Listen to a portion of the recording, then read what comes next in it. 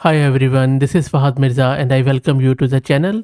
In this video, we are going to check out Gemma X2, which is an LLM-based translation model.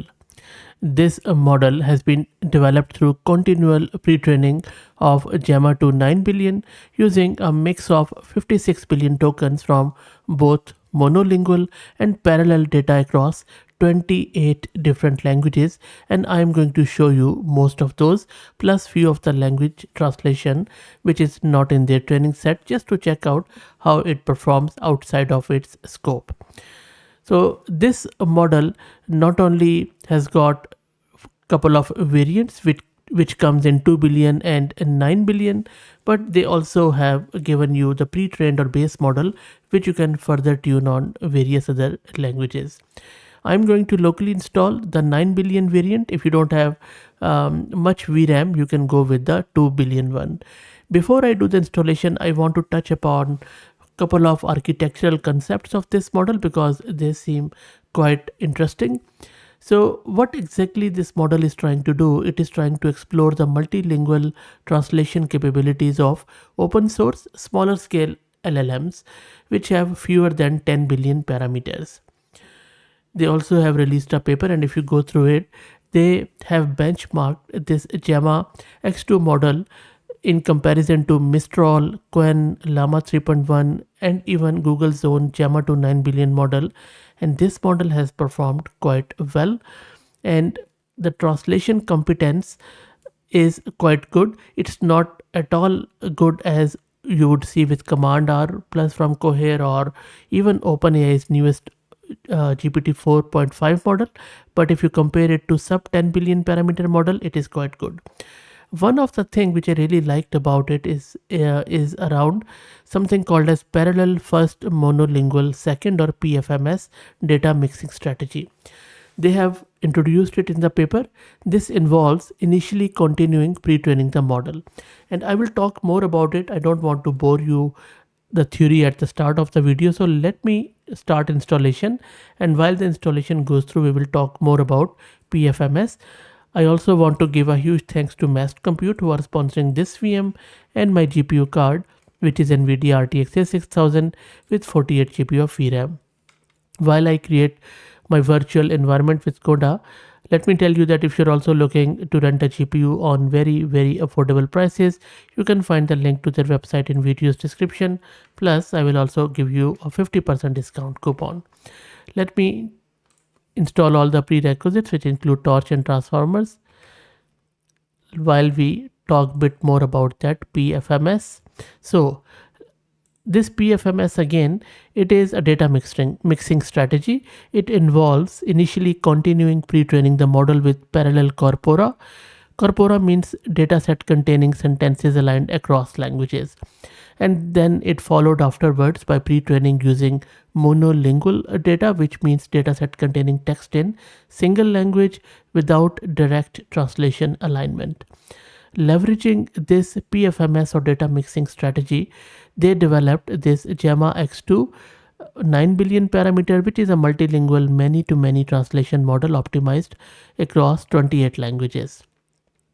And as I said, if you go through its model card, you will see that it has done wonderfully well on various benchmarks. Okay, let's go back to see what is happening. Almost there. And while it does that, let me also introduce you to the sponsors of the video, who are AgentBot. AgentBot lets you effortlessly deploy a personalized knowledge bot across platforms like Discord, Slack, and others.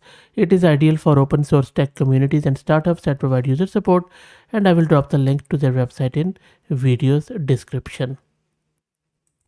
Let's go back to check what is happening. Okay, so that is done. Let me launch my Jupyter notebook and then we will download and play with the model. Now let's first download the model. And the model is being downloaded. There are 5 shards of it.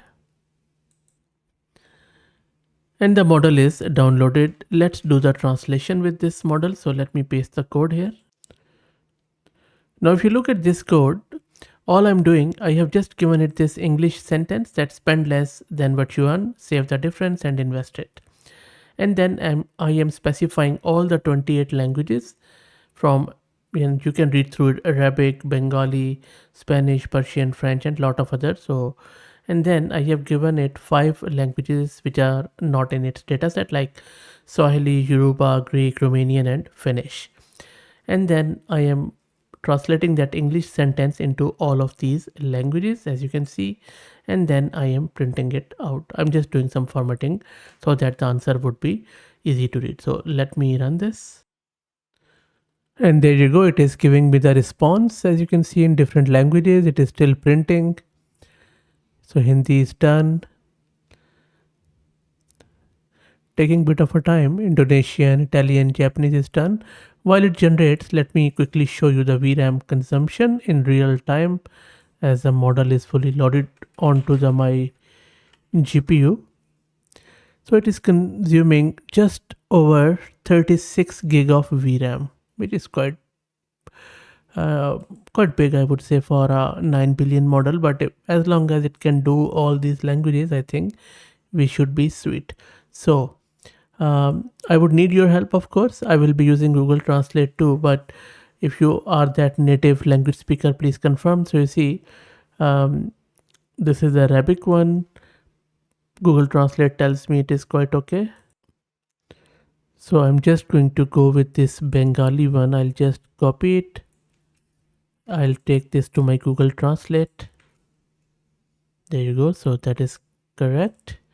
And then let's check out, maybe German looks good to me. Spanish looks good. French looks good. Hebrew, let's check out Hebrew. Okay, hopefully I'll be able to copy this. Let's go until here. Sorry for the delay, but I'm just showing you in real time. And there you go. Yep, Hebrew also looks good. And I'm just randomly picking these languages. And this is a Khmer. I think this is Cambodia, I believe. So let's check out this one. There you go, that is also good. And then I'll just, Malay looks good, Burmese looks good, Dutch looks good. Maybe we'll check out the Dutch.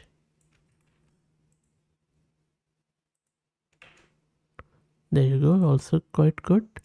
Portuguese looks good, Russian looks good, Thai looks good, Tagalog, Turkish, Urdu.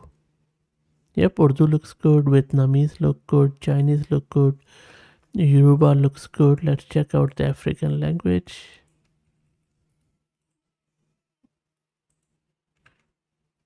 There you go. So see, it is quite good in all of this. Finnish, let's check out the Finnish, because this was again one of the languages which was not on its dataset. There you go. So even the languages which are not supported were there too. So this is quite good. And now in the another example, what I'm going to do, I'm going to do many to many translation. So I have just given it this sentence, and then these are few of the languages. Then I'm just using the random function from Python to randomly select both languages, and then it will just say many to many. So if I come down, there you go. So Spanish to French looks good, Swahili to Hindi, and then Swahili to Spanish, Hindi to Arabic, Arabic to German, and let's check out Arabic to German. So I'm just going to pick this one up. Hopefully I'll be able to copy it. I'll just put it in here. Yep, Arabic looks good. Let's check out the German. And if we quickly check the German, yes, that is also quite good. And then let's, for the sake of it, let's check the Chinese too. There you go. So not only from English to other languages, but also randomly from one language to another, from all of the supported ones and even some of the unsupported one, you can quickly do the translation. So I believe after Cohere's Aya model, I think this is the next level model which I have seen in the small models, I would say. So let me know, what do you think about this model? I'm very impressed. If you like the content, please consider subscribing to the channel. If you're already subscribed, please share it among your network, as it helps a lot. Thank you for watching.